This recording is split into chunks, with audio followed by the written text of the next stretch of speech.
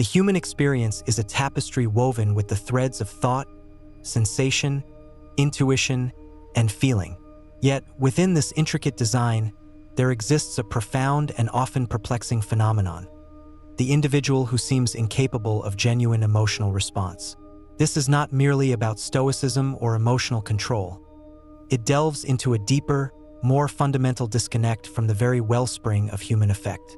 Carl Jung, the pioneering Swiss psychiatrist, delved extensively into the complexities of the psyche, and his work offers invaluable insights into the nature of this emotional void, particularly through his concepts of psychological types, the shadow, and the process of individuation. For Jung, the man who cannot feel is not simply a detached observer of life, but a soul grappling with a profound imbalance, a psyche fragmented by the repression or underdevelopment of a crucial human function. Jung's analytical psychology posits that the psyche is composed of various interacting systems, including the ego, the personal unconscious, the collective unconscious, and the archetypes. Central to his understanding of personality were the psychological types, built upon two fundamental attitudes, introversion and extroversion, and four functions: thinking, feeling, sensation, and intuition. These functions operate in pairs of opposites: thinking versus feeling, and sensation versus intuition. While every individual possesses all four functions, one or two typically become dominant, while their opposite or inferior function remains largely unconscious and underdeveloped. For the man who cannot feel, it is often the feeling function that has been relegated to the shadow, suppressed or ignored in favor of a dominant thinking or sensation function. Imagine a mind meticulously constructed, a fortress of logic and reason, where every decision is weighed on the scales of objective analysis and every situation is approached with detached rationality. This is often the realm of the dominant thinking type. While such individuals can be brilliant strategists, incisive critics, and profound theoreticians, their strength in thinking often comes at the expense of their feeling function. Feelings, being subjective, irrational, and often messy, are perceived as obstacles to clear thought, as weaknesses that cloud judgment. They are pushed into the personal unconscious, becoming part of the shadow, the repository of all the qualities we deem unacceptable or incompatible with our conscious ego ideal. The more rigidly the thinking function dominates, the more deeply the feeling function is buried, leading to a profound emotional illiteracy. This repression is not always a conscious choice. It can be shaped by early life experiences, societal expectations, and cultural norms. A child raised in an environment where emotions are dismissed, punished, or seen as signs of weakness might learn to suppress their natural affective responses. A culture that prioritizes logic, scientific objectivity, and material success over emotional intelligence can inadvertently foster the development of individuals who are highly competent in the external world but deeply impoverished in their inner emotional landscape. The man who cannot feel may be a product of a system that rewards intellectual prowess while neglecting the cultivation of the heart. But the feelings do not simply disappear. When the feeling function is relegated to the shadow, it does not cease to exist. It merely operates outside conscious awareness, often manifesting in distorted or indirect ways. Repressed feelings can emerge as irrational outbursts, passive-aggressive behaviors, or a pervasive sense of emptiness and meaninglessness. The individual might experience a vague unease, a sense of being disconnected from life, without understanding its emotional root. They might intellectualize their problems, endlessly analyzing their emotional state without actually feeling it. This creates a peculiar form of suffering, a profound inner void that cannot be filled by logic or external achievement. This video will delve into Jung's profound insights into the man who cannot feel. We will explore the psychological mechanisms behind emotional repression, the societal factors that contribute to this phenomenon, and the often unseen consequences for the individual and their relationships. Most importantly, we will examine Jung's path to healing, the arduous yet ultimately liberating process of integrating the inferior feeling function, bringing the shadow into consciousness, and embarking on the journey of individuation. This is a journey not of acquiring new emotions, but of reclaiming a lost part of the self, allowing the full spectrum of human experience to finally emerge and enrich one's life. It is a quest for wholeness, for the man who cannot feel to finally awaken to the vibrant, messy, and deeply human world of affect. The four functions and the inferiority of feeling. To understand Jung's perspective on the man who cannot feel, we must first grasp his theory of psychological functions. Jung proposed four fundamental psychological functions: thinking, feeling, sensation, and intuition. These functions are how we orient ourselves to the world and process information. Thinking and feeling are rational functions, meaning they involve judgment and evaluation. Sensation and intuition are irrational functions, meaning they are concerned with perception rather than judgment. Crucially, Jung believed that while everyone possesses all four functions, one typically becomes the superior or dominant function, operating consciously and with great skill. Its opposite function, however, tends to remain inferior or repressed, operating largely unconsciously and in a primitive, often problematic way. The other two functions are auxiliary, supporting the dominant one. For the man who cannot feel, the dominant function is almost invariably thinking. This individual excels at logic, analysis, objective evaluation, and systematic reasoning. They prioritize truth, principles, and intellectual understanding. They can be brilliant scientists, philosophers, strategists, or engineers. Their strength lies in their ability to dissect problems, identify patterns, and construct coherent systems of thought. They value clarity, precision, and intellectual rigor above all else. However, the more developed and dominant the thinking function becomes, the more the feeling function is pushed into the background, becoming the inferior function. Feeling, in Jungian terms, is not merely about emotions like happiness or sadness. It is a rational function concerned with valuation, with assessing the worth or value of things, people, or ideas. It's about understanding what something means to us, what its emotional tone is, and how it impacts our relationships and values. It's the function that connects us to our humanity, to our sense of belonging, and to the subjective experience of life. When feeling is inferior, it operates unconsciously and often in a crude, undifferentiated manner. The individual may appear emotionally flat, detached, or even cold.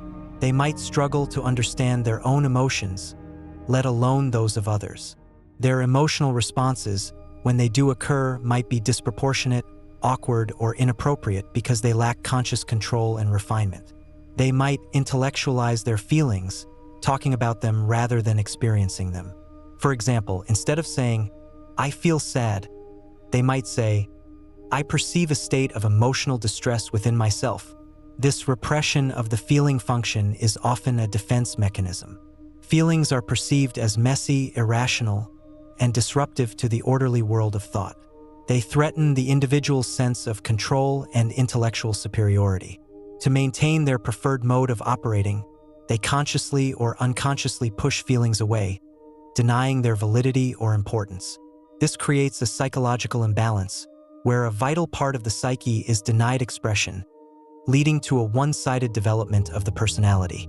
Jung observed that the inferior function often manifests in projections.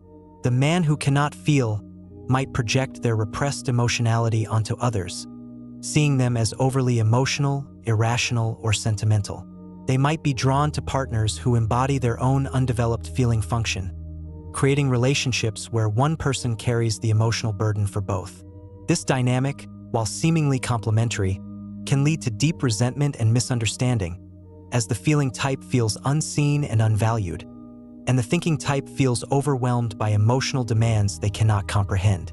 Furthermore, the inferior function is often the gateway to the unconscious. Because it is so undeveloped and primitive, it is less under the control of the ego and more susceptible to influences from the personal and collective unconscious. This means that when the repressed feeling function does emerge, it can do so in unexpected and powerful ways, through dreams, irrational impulses, or sudden, overwhelming emotional experiences that shatter the individual's carefully constructed rational world. These moments, though disorienting, are often crucial opportunities for growth, signaling that the psyche is attempting to restore balance and integrate its neglected parts. In summary, Jung's theory of psychological functions provides a precise framework for understanding the man who cannot feel. It highlights how the overdevelopment of thinking can lead to the repression of feeling, resulting in emotional detachment, awkwardness, and a profound inner imbalance. This one-sidedness, however, is not a permanent state but an invitation for the individual to embark on the challenging yet ultimately rewarding journey of integrating their inferior function, thereby moving towards greater psychological wholeness and a richer, more complete experience of life. The shadow of the unfelt, repression, projection, and the unconscious.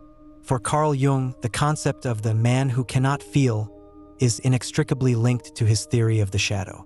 The shadow is not inherently evil, but rather comprises all the aspects of the personality that the conscious ego has rejected, repressed, or simply failed to acknowledge. It is the dark side of the personality, not because it is malevolent, but because it remains unconscious, unintegrated, and therefore often acts in ways that are primitive, unrefined, or contrary to our conscious intentions. For the individual whose feeling function is inferior, the shadow becomes the repository of all unfelt emotions, unexpressed values, and unacknowledged relational needs. When feelings are consistently pushed out of conscious awareness, they do not simply vanish. Instead, they accumulate in the personal unconscious, forming a powerful, autonomous complex within the shadow. This complex can then exert a significant influence on the individual's behavior, often in ways that are self-defeating or confusing. For instance, a person who consciously prides themselves on their rationality and emotional detachment might suddenly find themselves consumed by irrational anger over a trivial matter, or inexplicably drawn to highly dramatic situations. These are the repressed feelings breaking through, albeit in a distorted and uncontrolled manner, because they have been denied conscious expression. One of the most common manifestations of the unfelt shadow is projection. Because the individual cannot consciously acknowledge their own repressed feelings, they tend to see these qualities in others. The man who cannot feel might accuse others of being overly emotional, sentimental, or irrational, when in fact, they are projecting their own disowned feeling function onto them. They might be highly critical of emotional displays in others, or dismissive of subjective experiences, precisely because these aspects of humanity remind them of what they have suppressed within themselves. This projection serves as a defense mechanism, allowing the ego to maintain its illusion of emotional control and superiority, while simultaneously creating distance and misunderstanding in relationships. Jung also noted that the shadow often contains not just negative or undesirable traits, but also undeveloped positive potentials. For the thinking type, the repressed feeling function might hold the key to profound empathy, deep relational capacity, and a rich inner world of values and meaning. By denying feeling, they are not just avoiding pain. They are also cutting themselves off from a vast source of human richness and connection. The journey of integrating the shadow, therefore, is not merely about confronting one's dark side, but about reclaiming lost parts of the self, including those that hold immense potential for growth and wholeness. The unconscious nature of the shadow means that its influence is often subtle and pervasive. The man who cannot feel might experience a chronic sense of emptiness, a lack of meaning, or a feeling of being disconnected from life without understanding the root cause. They might achieve great external success, accumulate wealth, or gain intellectual recognition, yet still feel an inexplicable void.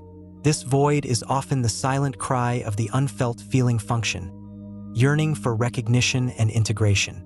The psyche, in its innate drive towards wholeness, Jung's concept of individuation, will continually present opportunities for the individual to confront and integrate their shadow, often through crises, dreams, or significant relationships. Dreams, in particular, are a powerful language of the unconscious. For the man who cannot feel, dreams might feature vivid emotional landscapes, encounters with highly emotional figures, or situations that evoke strong feelings that are absent in waking life. These dream images are the psyche's attempt to compensate for the one-sidedness of the conscious attitude, to bring the repressed feeling function to the ego's attention. Paying attention to these dream messages, even if they are initially unsettling, is a crucial step in the process of shadow integration. In conclusion, the shadow of the unfelt feeling function is a central theme in Jung's understanding of the man who cannot feel. It highlights how the repression of emotions and values leads to psychological imbalance, projection onto others, and a profound sense of inner emptiness. The path to healing involves the courageous act of confronting and integrating the shadow, not by intellectualizing it, but by allowing the unfelt to be felt, thereby reclaiming a vital part of the self and moving towards a more authentic, emotionally rich, and integrated existence. Societal and cultural influences, the collective repression of feeling. The phenomenon of the man who cannot feel is not solely an individual psychological issue.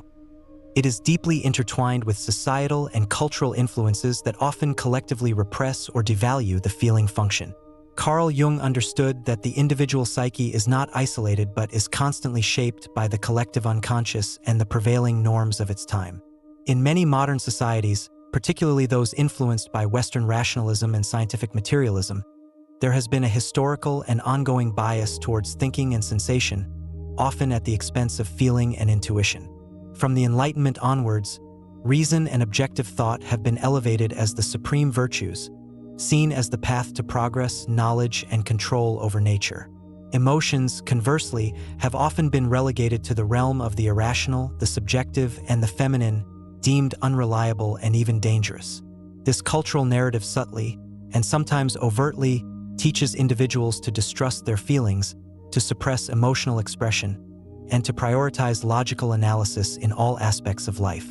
Boys, in particular, are often socialized from a young age to be stoic, to be a man, which frequently translates into a suppression of vulnerability and emotional expression. This creates a collective shadow where feeling is repressed, leading to a society populated by many individuals who struggle to connect with their own emotional depth. Our educational systems often reinforce this bias. They typically emphasize logical reasoning, critical thinking, and the acquisition of quantifiable knowledge.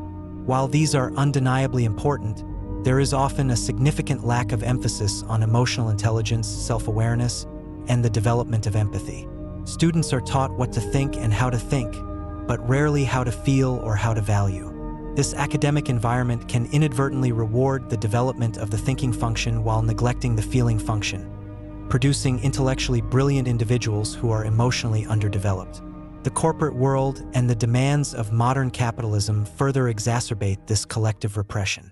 The emphasis on efficiency, productivity, competition, and measurable outcomes often leaves little room for emotional considerations.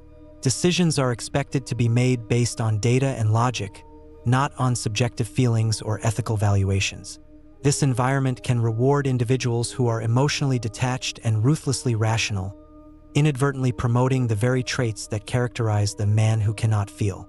The pressure to perform, to constantly optimize, and to maintain a professional facade can lead to a widespread suppression of genuine emotional responses, even in situations where they are appropriate and necessary. Social media and the digital age also play a complex role. While offering unprecedented opportunities for connection, they often foster superficial interactions that lack the depth and vulnerability required for genuine emotional engagement. The curated personas presented online, the emphasis on external validation, and the rapid-fire exchange of information can further desensitize individuals to the nuances of human emotion. Empathy, which requires slowing down and truly listening, can be difficult to cultivate in a fast-paced, image-driven digital landscape. Jung's concept of the collective unconscious suggests that these societal patterns and biases are not merely learned but are also deeply embedded in the shared psychic heritage of humanity. Archetypes like the pure eternus, eternal youth, or the senex, wise old man, can manifest in individuals, influencing their development. A society that overvalues the rational, controlling aspects of the senex archetype, for example, might inadvertently suppress the more spontaneous, feeling-oriented aspects of the pure, leading to a collective emotional immaturity. This collective repression of feeling has profound consequences for society as a whole. It can lead to a lack of empathy in political discourse, a disregard for human suffering in economic decisions, and a general sense of alienation and disconnection within communities. When individuals are collectively unable to feel, the social fabric weakens, and the capacity for collective action based on shared values and compassion diminishes.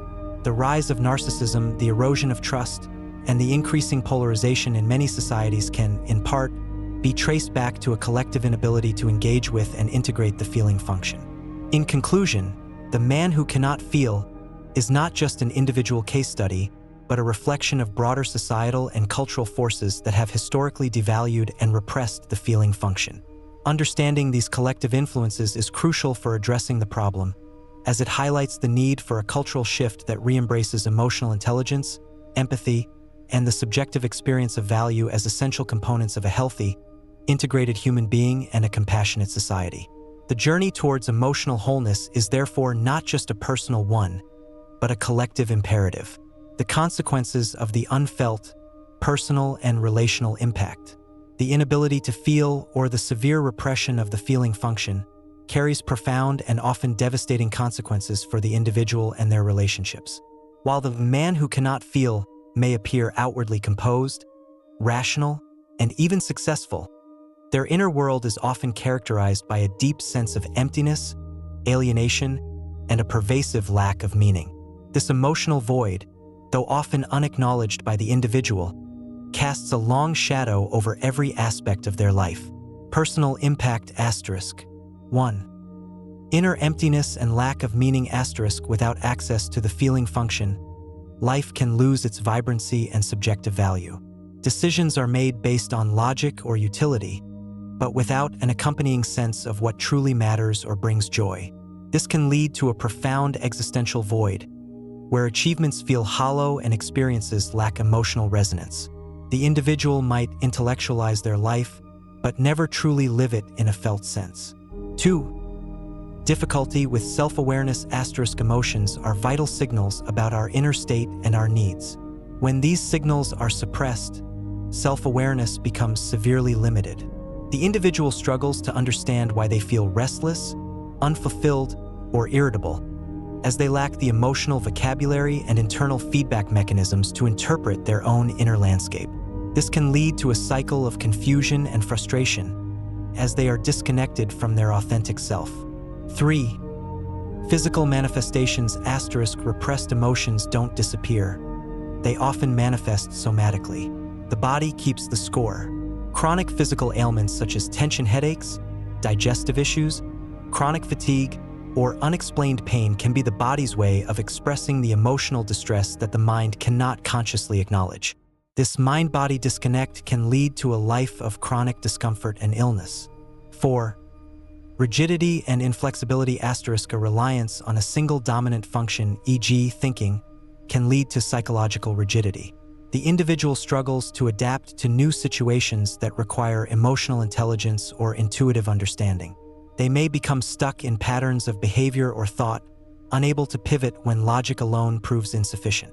This inflexibility can hinder personal growth and lead to repeated failures in areas requiring emotional nuance. 5. Vulnerability to addiction and compulsive behaviors * the inner emptiness and lack of genuine emotional connection can create a desperate hunger for external stimulation or distraction. This can manifest in various forms of addiction, workaholism, substance abuse, compulsive spending, or endless intellectual pursuits, as the individual attempts to fill the void or escape the discomfort of their unfelt inner world. These behaviors provide temporary relief but ultimately deepen the underlying problem. Relational impact * 1. Superficial relationships * genuine intimacy requires emotional vulnerability and mutual understanding. The man who cannot feel struggles with both. Their relationships often remain on a superficial level, characterized by intellectual exchange or shared activities, but lacking emotional depth. Partners and friends may feel emotionally starved, unable to break through the individual's emotional barriers. 2. Communication breakdown * communication becomes challenging when one party struggles to express or understand emotions. The man who cannot feel might dismiss emotional concerns as irrational or respond with logical arguments to emotional pleas. This can lead to frustration, resentment, and a sense of being unheard or invalidated in their partners, creating a chasm in communication. 3. Lack of empathy * while they may intellectually understand another person's situation, they struggle with genuine empathy, the ability to feel with another. This can make them appear cold, uncaring, or insensitive, even if that is not their intention. They may offer logical solutions to emotional problems, which, while well-meaning, can feel dismissive and alienating to those seeking emotional support. 4. Projection and conflict asterisk. As discussed earlier, repressed feelings are often projected onto others. This can lead to chronic conflict in relationships, where the individual blames their partner for being too emotional or irrational, when in reality, they are reacting to their own disowned emotionality. These projections create a cycle of blame and misunderstanding. 5. Unmet needs in others asterisk. Those in relationship with the man who cannot feel often find their own emotional needs unmet. They may yearn for emotional intimacy, validation, and shared subjective experience, but consistently encounter a wall of detachment. This can lead to chronic dissatisfaction, emotional exhaustion, and eventually the breakdown of the relationship. In essence, the consequences of the unfelt feeling function are far-reaching, creating a life that, while perhaps outwardly successful, is inwardly impoverished and relationally strained. The paradox is that in attempting to avoid the perceived messiness of emotions, the individual creates a far greater mess. A life devoid of genuine connection, meaning, and the vibrant richness that comes from embracing the full spectrum of human experience. The path to healing, therefore, is not just about personal well-being, but about restoring the capacity for deep, authentic connection with others and with life itself. The path to wholeness, integrating the inferior function and individuation. For Carl Jung, the plight of the man who cannot feel is not a permanent sentence but an urgent call to embark on the most profound journey of human existence, the process of individuation. Individuation is the lifelong psychological process of differentiating the self from both the personal and collective unconscious, and integrating all aspects of the personality, conscious and unconscious, superior and inferior, into a unique and harmonious whole. For the individual with a repressed feeling function, this journey specifically involves the challenging yet ultimately liberating task of bringing the inferior feeling function into conscious awareness and integrating it into the ego. This process is rarely easy or comfortable. The inferior function, being primitive and largely unconscious, often manifests in ways that are initially awkward, embarrassing, or even overwhelming. It is the part of us that is least developed, most resistant to conscious control, and most prone to acting out in unexpected ways. For a dominant thinking type, engaging with their feelings can feel like stepping into a foreign country without a map or a translator. It requires a willingness to tolerate discomfort, to embrace vulnerability, and to suspend the usual reliance on logic and analysis. Jung emphasized that the inferior function is often the gateway to the unconscious. Because it is less controlled by the ego, it is more directly connected to the deeper layers of the psyche, including the collective unconscious and its archetypes. Therefore, engaging with the inferior feeling function can unlock profound insights, creative potentials, and a deeper connection to the universal human experience. It is through this underdeveloped function that the psyche often attempts to compensate for the one-sidedness of the conscious attitude, sending messages through dreams, symptoms, or unexpected emotional outbursts. Key steps in integrating the inferior feeling function asterisk. 1. Acknowledgement and acceptance asterisk. The first crucial step is to acknowledge that the feeling function exists and is a legitimate, valuable part of the self, even if it feels alien or problematic. This means moving beyond intellectual understanding to a genuine acceptance of emotional experience, both one's own and others. It involves recognizing that feelings are not weaknesses but vital sources of information and connection. 2. Active engagement with the unconscious asterisk. This can involve paying attention to dreams, as they often present compensatory images related to the inferior function. For example, a thinking type might dream of being overwhelmed by a flood or encountering a highly emotional figure, signaling the repressed emotional content. Journaling, active imagination, dialoguing with unconscious figures or symbols, and engaging with art or music that evoke strong feelings can also facilitate this engagement. 3. Conscious practice of feeling asterisk. This means deliberately engaging in activities that cultivate emotional awareness and expression. This could involve asterisk naming emotions, asterisk learning to identify and label one's own feelings beyond simple good or bad, asterisk expressing emotions appropriately, asterisk finding healthy outlets for emotional expression, whether through talking to a trusted friend, writing, or creative pursuits. Empathy practice actively listening to others' emotional experiences without judgment or immediate problem solving, simply being present with their feelings. Engaging with art and nature allowing oneself to be moved by beauty, music, or the grandeur of nature, which often bypasses the intellect and speaks directly to the feeling function. 4. Therapeutic support working with a Jungian analyst or a psychotherapist can be invaluable. A skilled therapist can help the individual navigate the often unsettling terrain of the unconscious, interpret its messages, and provide a safe space for the exploration and expression of repressed emotions.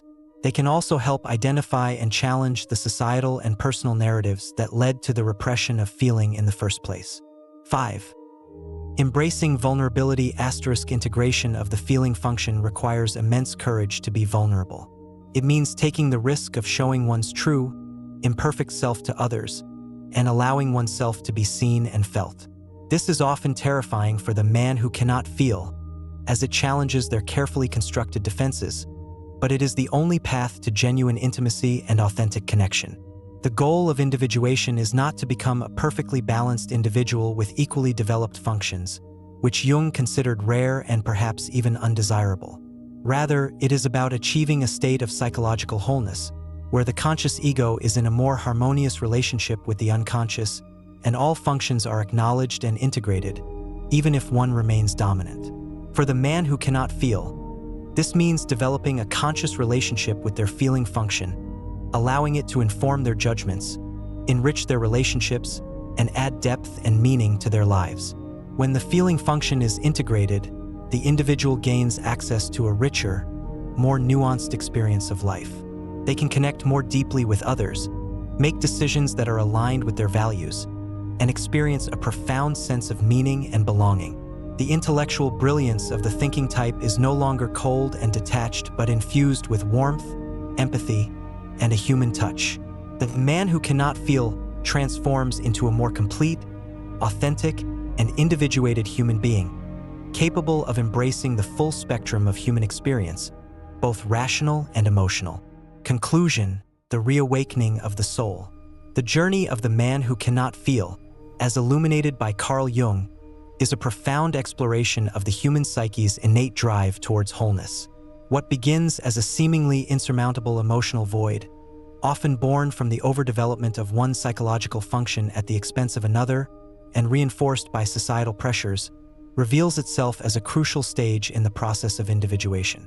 The repression of the feeling function, while offering a temporary sense of control or intellectual superiority, ultimately leads to a life characterized by inner emptiness, superficial relationships, and a pervasive sense of alienation. However, Jung offers not a diagnosis of despair, but a powerful roadmap for reawakening. The path to wholeness involves the courageous act of confronting the shadow, the repository of all unfelt emotions and unacknowledged values. It demands a willingness to engage with the unconscious, to interpret its messages through dreams and symptoms, and to consciously practice emotional awareness and expression. This is an arduous journey, requiring vulnerability, self-compassion, and often the guidance of a skilled therapist. Yet, the rewards are immeasurable. By integrating the inferior feeling function, the individual gains access to a richer, more vibrant experience of life. Logic and reason are no longer cold and detached, but are infused with warmth, empathy, and a profound sense of meaning. Relationships deepen, self-awareness expands, and the individual discovers a newfound capacity for joy, connection, and authentic self-expression. The man who cannot feel transforms into a more complete, more human, and more individuated being, capable of embracing the full spectrum of their inner and outer world. This reawakening is not about becoming someone else, but about reclaiming a lost part of the self, allowing the psyche to move towards its natural state of balance and integration. It is a testament to Jung's enduring wisdom that true psychological health lies not in the perfection of a single function, but in the harmonious interplay of all aspects of the personality. The man who learns to feel, after a lifetime of emotional suppression, discovers not a weakness, but a profound strength, the strength to connect, to value, and to truly live. This is the ultimate liberation, the reawakening of the soul to its full, vibrant potential, and the profound realization that to be fully human is to feel deeply and authentically in all its messy, beautiful complexity. The journey from the unfelt to the felt is the journey from fragmentation to wholeness, from isolation to profound connection, and from a life lived in monochrome to one painted in the full, glorious spectrum of human experience. It is the ultimate act of self-love and the most courageous step towards becoming truly, authentically oneself. The man who learns to feel truly lives, the archetypal dimension, the pure eternus, and the senex. To further deepen our understanding of the man who cannot feel, it is illuminating to explore the archetypal dimension of this psychological phenomenon. Carl Jung's theory of archetypes, universal, archaic patterns and images that derive from the collective unconscious, provides a powerful lens through which to view the underlying dynamics at play. Two archetypes, in particular, are often in a state of imbalance in the psyche of the emotionally detached individual. The pure eternus, Latin for eternal youth, and the senex, Latin for old man. The senex archetype embodies the qualities of wisdom, discipline, order, rationality, and control. It is the part of us that seeks structure, stability, and a deep understanding of the world. When the senex archetype is dominant, as it often is in the man who cannot feel, the individual prioritizes logic, reason, and a detached, objective perspective. They may be highly responsible, disciplined, and successful in their chosen field, but they can also be rigid, dogmatic, and emotionally cold. The over-identification with the senex can lead to a suppression of the more spontaneous, playful, and emotional aspects of the personality. In direct opposition to the senex is the pure eternus archetype.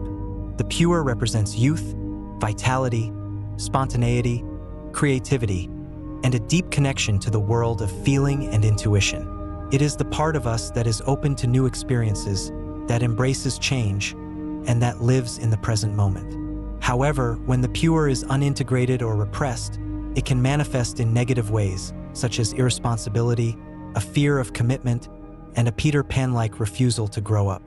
For the man who cannot feel, the pure, with its emphasis on emotion and spontaneity, is often relegated to the shadow, seen as a threat to the orderly, controlled world of the dominant senex. This archetypal imbalance creates a profound internal conflict.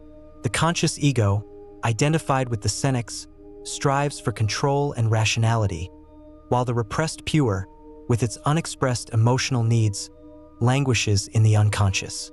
This can lead to a life that feels sterile, devoid of passion, and lacking in genuine vitality. The individual might feel old before their time, burdened by a sense of responsibility and a lack of joy. The vibrant, life-giving energy of the pure is inaccessible, leaving the psyche in a state of stagnation. However, the repressed pure does not remain silent. It often erupts in unexpected ways, seeking expression through impulsive behaviors, secret fantasies, or a fascination with individuals who embody the pure archetype. The man who cannot feel might find themselves inexplicably drawn to partners who are highly emotional, spontaneous, and even chaotic, as they unconsciously seek to connect with their own lost pure energy. These relationships, while often tumultuous, can be powerful catalysts for growth, forcing the individual to confront their own emotional limitations and the one-sidedness of their personality. The path to healing involves a conscious effort to integrate these two archetypes to create a dialogue between the senex and the pure. This means that the dominant senex must learn to value the qualities of the pure, to make space for spontaneity, to embrace emotional expression, and to reconnect with a sense of playfulness and wonder. Conversely, the repressed pure must be brought into consciousness and guided by the wisdom of the senex, so that its energy can be channeled constructively rather than erupting in destructive ways. This integration is not about choosing one archetype over the other, but about creating a dynamic tension between them, a psychological state that Jungian analyst James Hillman called the senexan pure. This integrated state allows for a life that is both meaningful and vibrant, where wisdom is infused with vitality and spontaneity is guided by responsibility. The man who cannot feel can, through this process, transform their emotional detachment into a mature, integrated emotionality, where the depth of the senex is enlivened by the passion of the pure. In conclusion, the archetypal lens reveals that the man who cannot feel is often a man in the grip of a dominant senex archetype who has repressed the life-giving energy of the pure. The journey of individuation in this context is a journey of archetypal integration, of creating a bridge between the old man and the eternal youth within. It is a path that leads not just to emotional awakening, but to a more complete, dynamic, and authentically human existence, where the full spectrum of the psyche is honored and expressed. The role of the anima in emotional awakening. In Jungian psychology, the process of emotional awakening for a man is inextricably linked to his relationship with the anima, the archetype of the inner feminine. The anima is not a literal woman, but a personification of the feminine aspects of a man's psyche, including his capacity for relatedness, his emotional life, his intuition, and his connection to the soul. For the man who cannot feel, the anima is often deeply repressed, undeveloped, and projected onto external women, leading to a host of relational and psychological difficulties. Jung described 4 stages of anima development, each representing a different level of emotional and psychological maturity. The first stage is Eve, where the anima is fused with the mother archetype, and the man's emotional life is largely unconscious and dependent. The second stage is Helen of Troy, where the anima is projected onto a specific woman who is idealized and seen as the source of all value and meaning. The third stage is Mary, where the anima is elevated to a spiritual level, and the man begins to develop a capacity for genuine love and compassion. The final stage is Sophia, or wisdom, where the anima is fully integrated, and the man has a deep, conscious connection to his own inner feminine, his soul. For the man who cannot feel, the anima is often stuck in the early, undeveloped stages. He might be unconsciously seeking a mother figure to take care of his emotional needs, or he might project his anima onto a partner, expecting her to be the sole source of emotional richness in his life. This projection places an impossible burden on the external woman, who is expected to embody the man's own repressed soul. When she inevitably fails to live up to this idealized projection, the man may become disillusioned, resentful, or simply move on to project his anima onto someone else, repeating the cycle of superficial relationships. The integration of the anima is a crucial step in the emotional awakening of the man who cannot feel. This process involves withdrawing the projection from external women and beginning to cultivate a conscious relationship with the inner feminine. This is not about becoming more feminine in a stereotypical sense, but about developing the qualities that the anima represents: emotional awareness, empathy, intuition, and a capacity for deep, meaningful connection. This inner work can be facilitated through various means. Active imagination, a technique developed by Jung, involves dialoguing with the anima figure as she appears in dreams or fantasies. This allows the individual to understand her needs, her desires, and her perspective, and to begin to integrate her wisdom into conscious life. Creative expression, such as painting, writing, or music, can also be a powerful way to connect with the anima, as she is often the source of creative inspiration. Paying attention to dreams is another vital practice, as the anima frequently appears in dreams, offering guidance and revealing the state of the inner world. As the man develops a more conscious relationship with his anima, his emotional life begins to transform. He becomes more aware of his own feelings and those of others. He develops a greater capacity for empathy and compassion. His relationships become less about projection and more about genuine connection. He discovers a source of meaning and value within himself, rather than seeking it exclusively in the external world. The integration of the anima is, in essence, the process of the soul coming alive within the man. This journey is not without its challenges. It requires a willingness to confront the pain of past emotional wounds, to embrace the vulnerability that comes with feeling, and to challenge deeply ingrained societal and personal beliefs about masculinity and emotion. However, the rewards are profound. The man who cannot feel, through his engagement with the anima, can transform his emotional barrenness into a rich, fertile inner landscape. He can move from a life of detached observation to one of passionate engagement, from superficial connections to deep, soulful relationships. In conclusion, the anima is the key to the emotional awakening of the man who cannot feel. She is the inner guide who can lead him out of the desert of emotional detachment and into the vibrant, life-giving waters of the soul. The journey of integrating the anima is the journey of becoming a whole, individuated man, one who is capable of both profound thought and deep feeling, and who can navigate the world with both intellectual clarity and a compassionate heart. It is the ultimate act of psychological healing, the reawakening of the soul to its full, radiant potential.